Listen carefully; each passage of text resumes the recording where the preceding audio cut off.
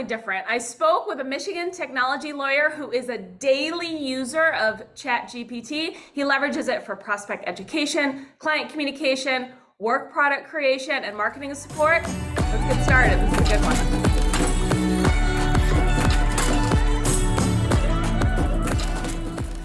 Hi there, welcome back to the Grow with Cara show. Today we continue our interview series with successful attorneys. Today our special guest is Enrico Schaefer. Enrico is a Michigan-based technology lawyer who's been specializing in new and emerging tech for more than 20 years.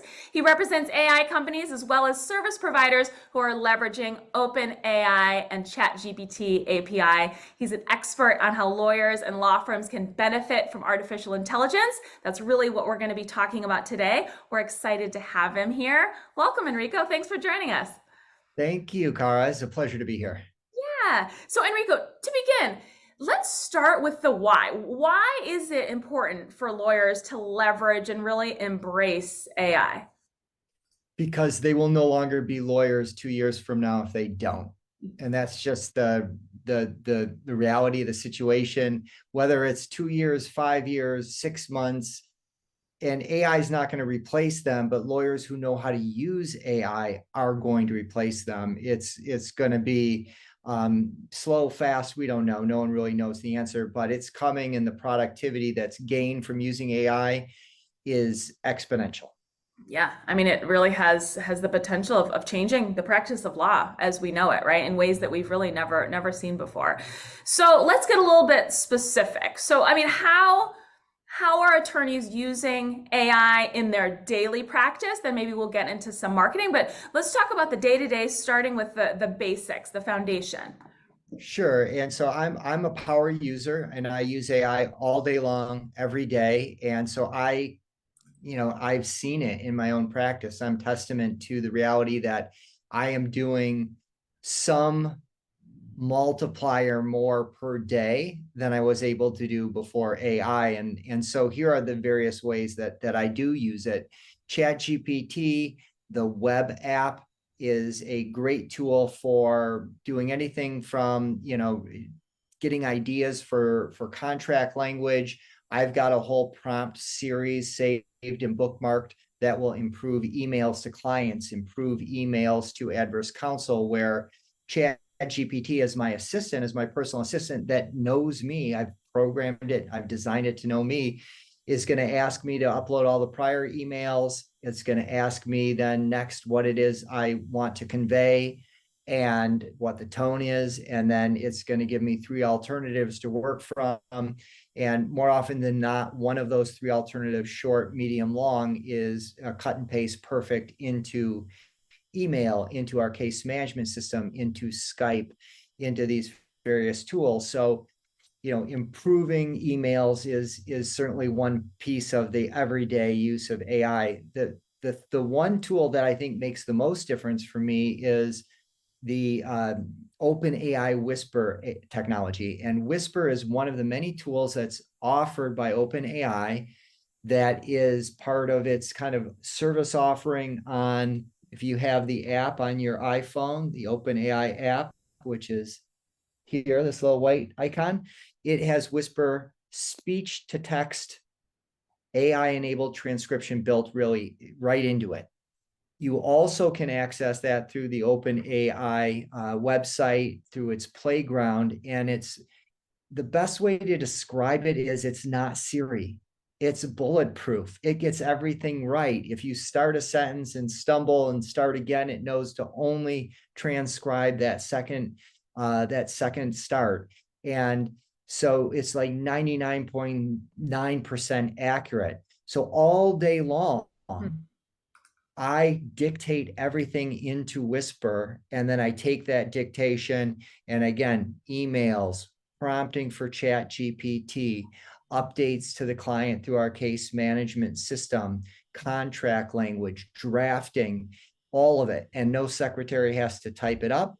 And then I can have ChatGPT potentially improve that dictation. But even if you type well, speaking is 3 to 5 times faster. Right. Yeah, there's no denying that, right? So productivity, efficiency, obviously a major component to this, right? Has ChatGPT or has AI in general actually replaced staffers in your case or allowed you to scale in ways without hiring full timers? Not yet, and I don't know of too many firms where that is happening at this point. And the reason why is, even in my firm, which has embraced AI, everyone's still figuring it out, and everyone's trying to figure out which tools work for them, how they're going to embrace AI, and so everyone's getting a feel for how much more they personally can do.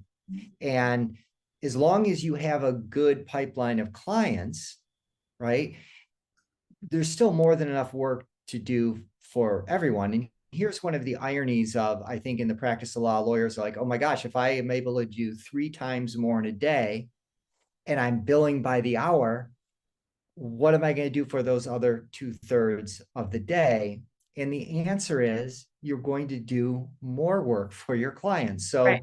So the best way for lawyers to think about this is with most clients, you know what the client needs, but you're only able to do a small percentage of that because they've got a 5, 10, $15,000 budget per month. Well, if you're able to do 5 times more within that 10,000 and better work, better quality, they're still paying you $10,000 a month. They're just getting so much more value. So I think law is one of those interesting professions where the demand for our services is far greater than the budget will allow lawyers to perform for their clients. So there's just more interesting, creative, productive, valuable things that we now can spend time on to help our clients' businesses grow. Well, I think that's a really good point too, because I think another fear, that I've heard from some attorneys is, will AI replace me? Will AI replace our entire industry? What do you say to that? I say I don't know. I don't think anyone really does. But if you just take a look at the basics, if I'm going to 5x or 10x my abilities, if other people are going to 5 or 10x their abilities and be able to do so much more and so in much less time, it is inevitable that certain lawyers, paralegals, law clerks, associates are going to become more valuable, and certain folks are going to become less valuable. Sure. And clients are going to start at some point to expect a lot more for a lot less. And if you're not a law firm that's doing that, if you're not a lawyer that's part of that revolution, then I think it's going to be very hard for you to justify your worth. You better have a lot of origination. Sure. For lawyers watching, they're kind of wondering how to get started. What's kind of the first step? What's the best way to just begin into this direction?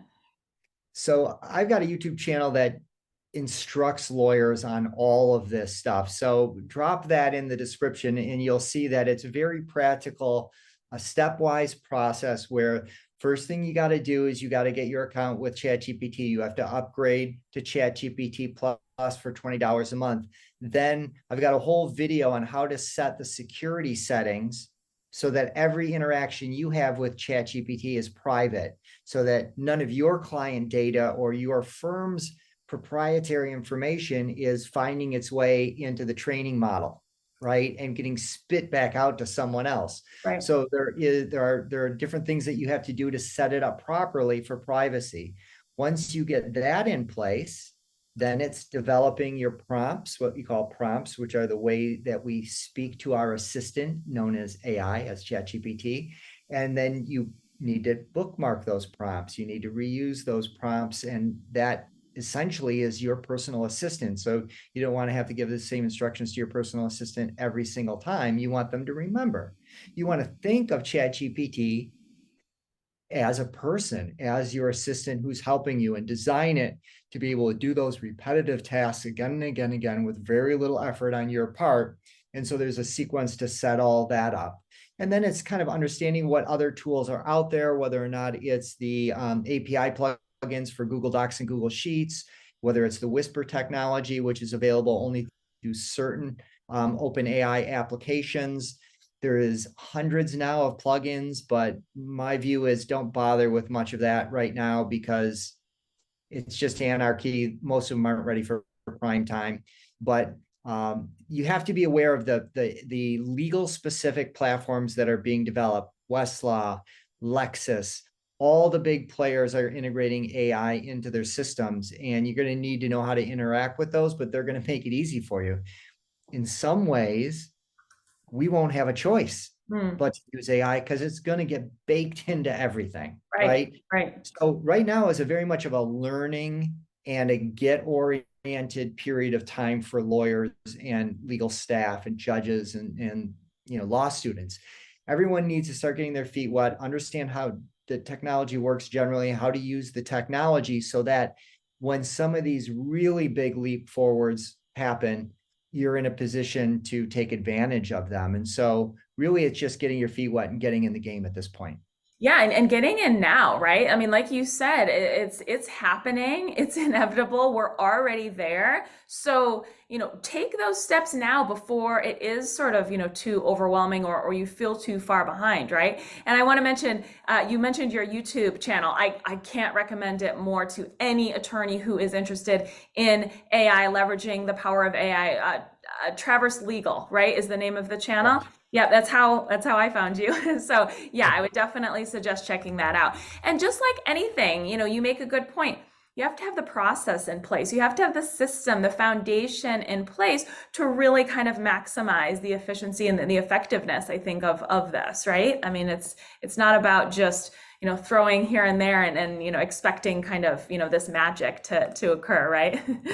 Right. It's like optimizing. There's this massive engine out there called AI, and it expresses itself through Chat GPT for the most part for most of us. But it's one thing to go dabble in it and to use it on occasion. It's another thing to be a power user to really set it up correctly so that it is yours. Think about it this way, Cara. How long does it take us to train our staff and to be able to interact well with our partners and to be able to have our great amazing paralegals and legal secretaries? The best of them are the ones that we've been working with long enough to where they know us, we know them, the expectations are set, and everything happens without a lot of effort. AI can do all of that too, as long as you set it up properly, and that's really what you want to start thinking about right now. Right. And thinking about bringing your staff along with you, right? Training them up, leveling up their skills so that they're also ready to kind of support this whole machine, right? Cara, that is probably the hardest thing, right? Because you don't want to be beating on that drum so hard that people just ignore you, and think about all the technologies that have come and gone that turned out not to be revolutionary or happen as fast. This one's different. It doesn't matter who you talk to across whatever industry, everyone agrees this one's life changing, Right. right? There Right. is just no doubt about it. It is going to happen. So, how do you train your, forget training, how do you get your partners, your associates, your paralegals, your law clerks, your legal secretaries to look at AI in the same way that you are? How do you get them to understand? And the answer is, in some of my videos, I show you how to do share. In ChatGPT, in the web-based application, they added a button that's a share button, and it actually creates a link to whatever you just did in ChatGPT, and you can send that link to everyone in your firm and say, hey, just to let you know, here's what I was able to do by way of contract drafting language. Hmm. And if you have a comment or you want to ask a question on the same thread, they can do that using that link as long Right. as they have a Chat GPT login. So you can share and show Smart.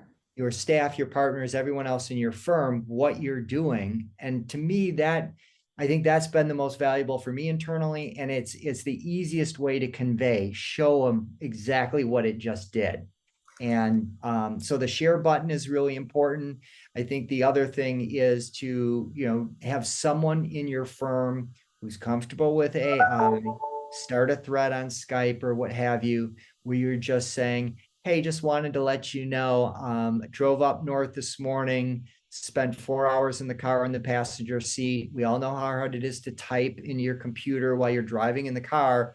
I used my phone and the open AI whisper technology to dictate the entire way up, probably 20,000, 30,000 words of content, which I then cut and paste, Bluetooth to my computer, emails, Basecamp updates, all just simply spoken while I was driving in the car. I did more in that ride than I've done in all of my car rides or plane rides put together over 30 years of practice, Yeah. just using this simple speech to text technology. So And it's that simple. It's silly, stupid, efficient stuff. yeah, yeah, yeah. I love that. I love that. Super smart. And I really think it makes a lot of sense that transparency with your staff or with your partners, right? Just showing, look at the power of this. This is actually what I've accomplished. I think that's a really good approach. What are the challenges or what maybe do attorneys need to be careful about when harnessing AI? So the first one we mentioned is you've got to get your privacy settings set up, and you have to understand that there's a lot of applications, thousands and thousands of applications that are simply connecting to OpenAI, who's the company behind ChatGPT. They have an API, which is a connection point to their AI. And so all of these applications are being built on top of ChatGPT to do PDF summaries and all these different things. Well, once you get ChatGPT set up for privacy, you then have to understand that anyone that's got an API-based service, they have their own privacy policy, and they can intercept all of that data, and their privacy policy is now going to control. So you've got, at every level, you have to understand the privacy policies, you have to understand the reputation of the companies involved, and you have to be able to ensure, first off, that you're not giving away proprietary information from your firm or attorney-client privilege information. And so that's the foundation upon which you build. From there, the challenges are, and we saw it, I'm sure you did in the press last week, where you had an attorney who used ChatGPT for legal research, and that doesn't work right now. And the reason is simple. ChatGPT is a large amount of data. It's an LLM, large language model. It basically scraped the internet for all that data. There's also other data that was added to that data set. But we all know Lexis and Westlaw, those are proprietary systems that have access to case law and statutory databases that are not public. So ChatGPT does not have access to those case research tools, and it will always guess the next word, even if the next word is wrong, right? So you cannot use it for case law research. The attorney got called out by opposing counsel in New York. Federal judge is show causing that attorney on sanctions for, I think it was 6 citations that were completely made up. And so you have to be careful about that. Now, having said that, there are tools out there like Case Text and soon to be Westlaw and Lexis that are baking AI into their systems. So it will be all the general knowledge of ChatGPT plus the specific knowledge of these proprietary legal databases. Mm-hmm. And so this machine learning, this artificial intelligence applied to these databases of case law, they're just going to be way more powerful than anything we've seen before in terms of legal research. And Case Text has got some really cool stuff that they're already doing, and it's still early for them, that will take your entire brief and it will tell you on a scale of 1 to 6 how close your argument or your citation or your proposition matches what's actually in the case. Mm-hmm. And on the right side of the screen, it pulls up the case. So you can see exactly page reference, what's there. Judges will be able to use that to be able to see whether or not cases are being exaggerated or misquoted. And that's all AI-based case law research and statutory research. So So don't use it yet unless you're in one of these proprietary tools. Do not use it yet for case law research. That's the other big thing. Third thing is just use it as an assistant. It will replace you if it does everything that you do, right? But it doesn't do everything you do. You're an expert. You got experience. You've got training. Okay. It's your assistant there to assist. And that means you have to review the work product just like you would with any law clerk, any paralegal, anyone on your staff. So don't get lazy.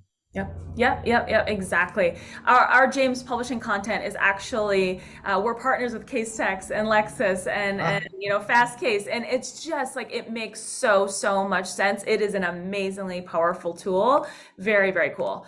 Can you give us any advice on some specific prompts? I think sometimes attorneys get a little hung up on how can I be specific enough to kind of get the best result?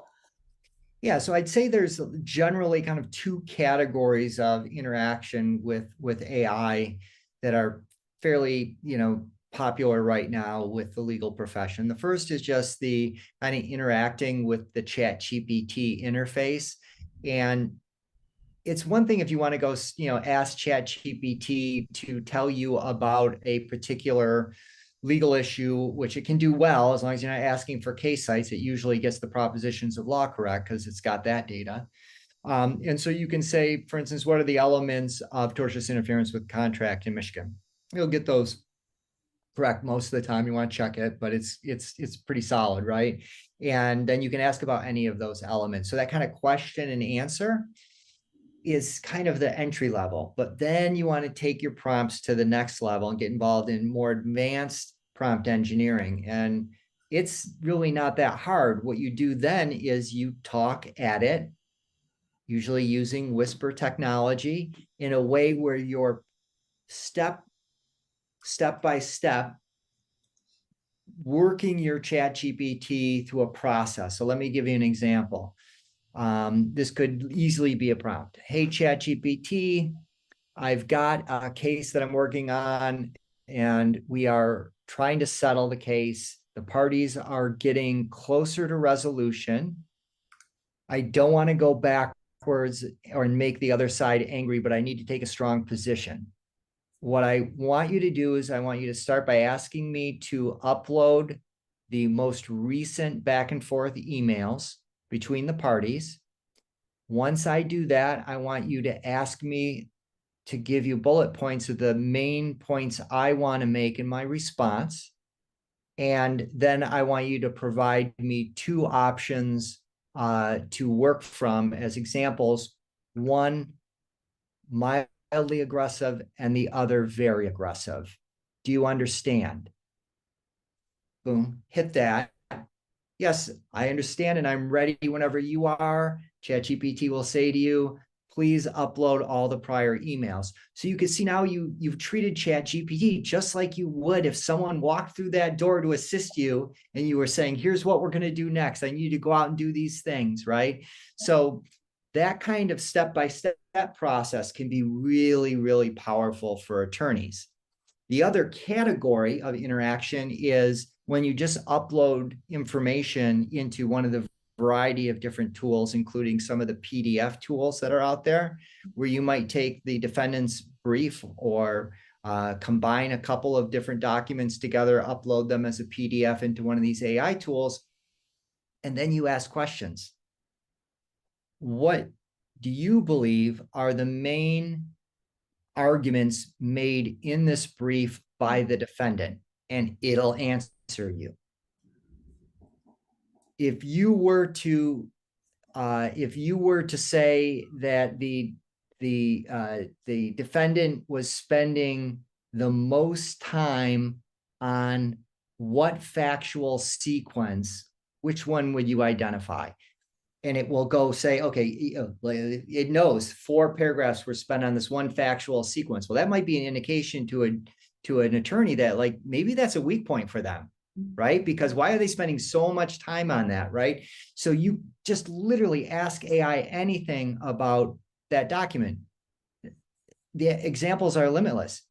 If you were to provide an outline in responding to this brief, what would be the main 5 points that you believe would be important, and it will look at that PDF and it will spit that stuff right back at you. So those are I think the two levels of prompt engineering that lawyers want to really start to practice. That's really valuable. Thank you for sharing that. That was very, very clear. And I can see how, attorneys could really start doing that today, right? I mean, it's not too complex. I love the approach, the approachable nature of treating ChatGPT as your assistant, right? Someone coming in and speaking, as clearly and detailed as you can, and, having those prompts kind of continue. I think that's really, really helpful.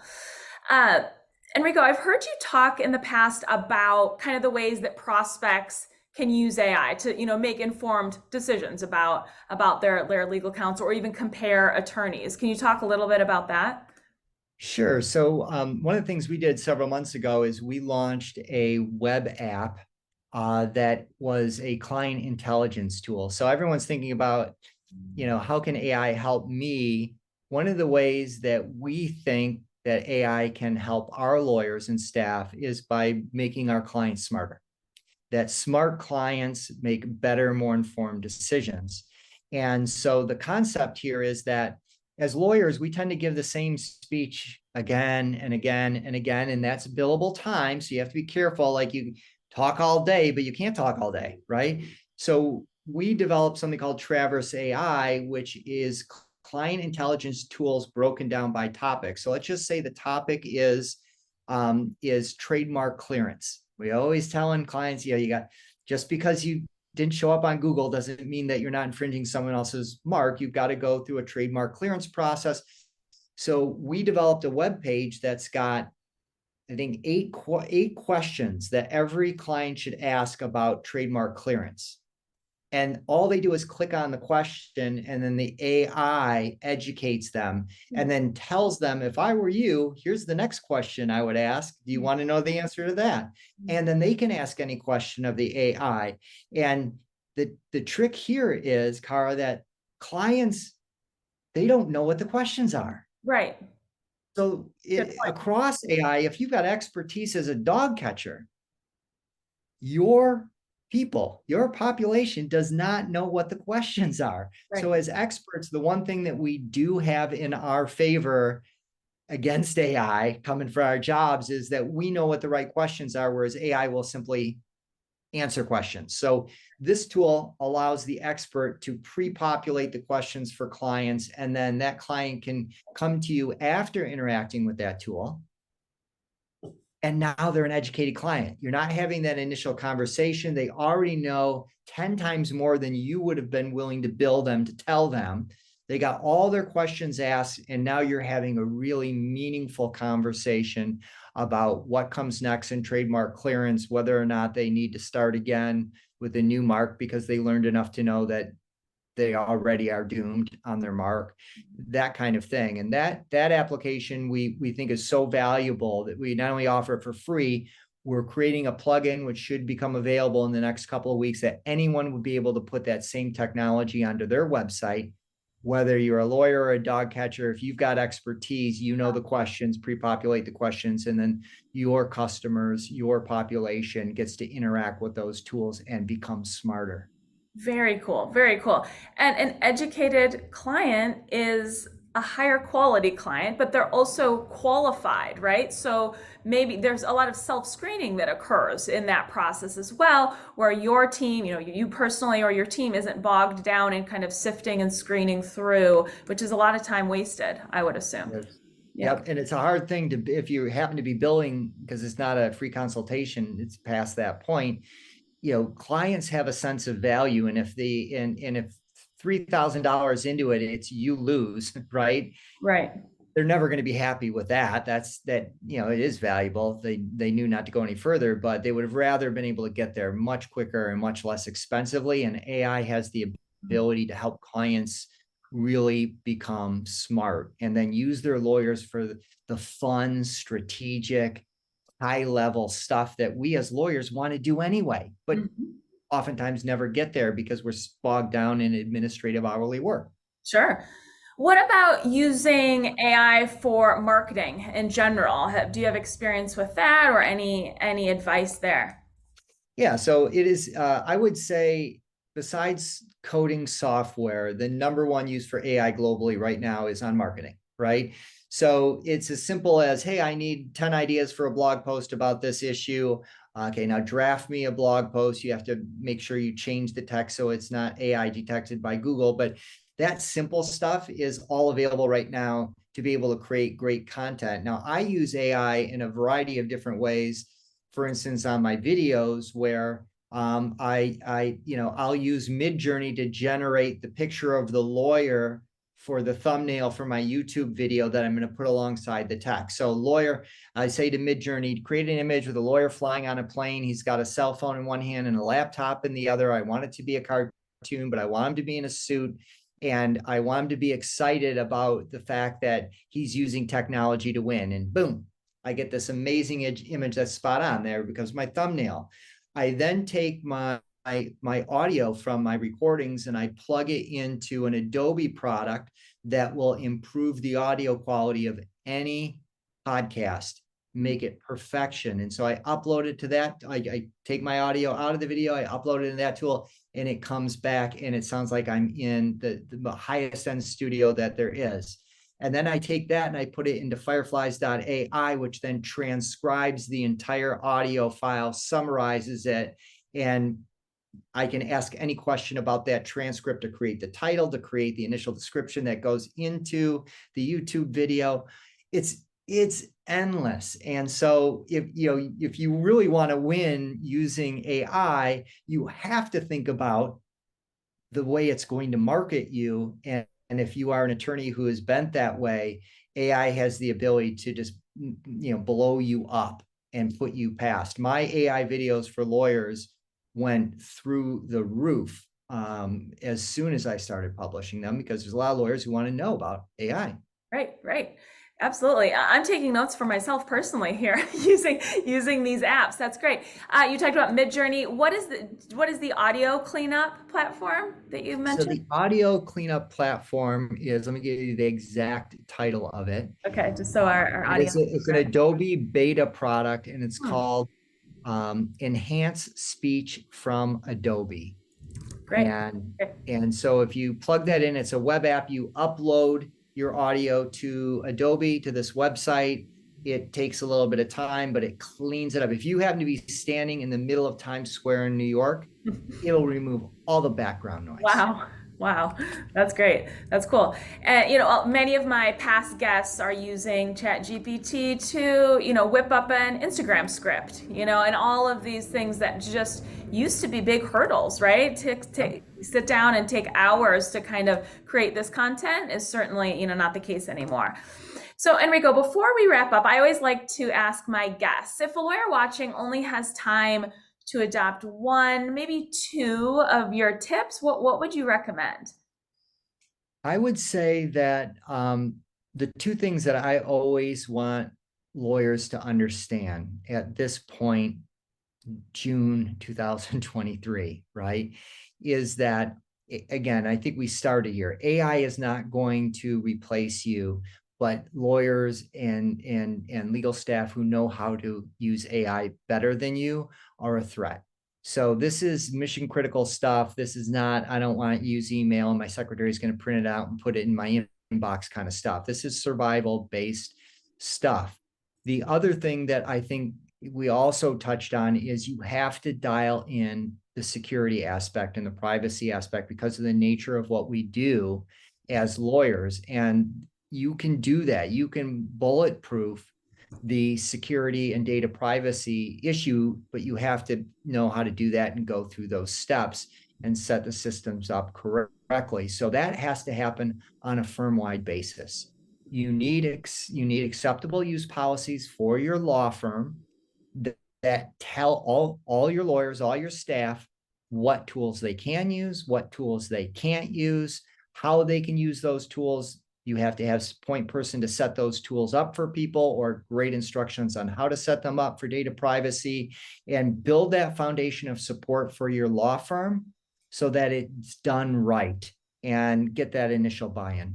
Super smart. Yeah, AI, it's critical. It's not kind of this nice to have anymore. And definitely dial in that security, dial in that privacy, get those foundations in place so that you can really take advantage of this technology. I love it. Enrico, thank you so much for sharing your experience. You were super generous with your time and your knowledge. We really appreciate it. It was a lot of fun. Sounds great. We'll see you next time. Lots of good stuff from Enrico today, right? So to summarize, number one, AI can benefit lawyers multiple ways, including prospect education, client communication, marketing and support, and certainly work product creation. More uses will quickly arise, of course, as experimentation at multiple firms and vendors occurs. But in the meantime, Enrico has provided some wonderful examples of what can be achieved right now with AI. First thing he talks about, right? For prospect education, Enrico's question app is a wonderful start. It's simple enough that clients should actually use it. In the meantime, you can generate your own educational content for prospects simply by asking ChatGPT the same questions prospects and clients repeatedly ask you. Next, for client communication. OpenAI's Whisper technology can materially reduce the time it takes you to send case updates, as well as allow you to create those updates in situations and locations when you may not normally, be able to during kind of normally unproductive times, because all you have to do is talk into your phone. So you can, then later paste and the resulting text right into a client email. Next, for marketing support, content creation is the easiest first application, right? Whether you use ChatGPT only for topic ideas or also kind of let it flesh out blog posts and video scripts, it can be a major creative source and of course a huge time saver. Enrico takes it much further using Midjourney for art creation, Adobe for audio enhancement. He mentioned Firefiles.ai for transcription and summarization. So there are many uses. And lastly, of course, for work product creation. Enrico's description of AI as your analysis and drafting assistant, it's a wonderful way to focus attention on AI's biggest current impact on lawyering. For lawyers who write a good portion of the time, ChatGPT can meaningfully multiply productivity, right? Talking to GPT like an assistant makes its usage much more familiar and really less intimidating, which may be the most valuable takeaway for those who are not yet regular users of ChatGPT. I hope Enrique's tips have been helpful. It was a lot of fun. Next week, I interview a New York injury lawyer growing 25% annually with a large chunk of his cases coming directly from his twice weekly YouTube videos, who reveals his best performing topics. It'll be a good one. See you next week. Take care. Keep marketing. Bye-bye.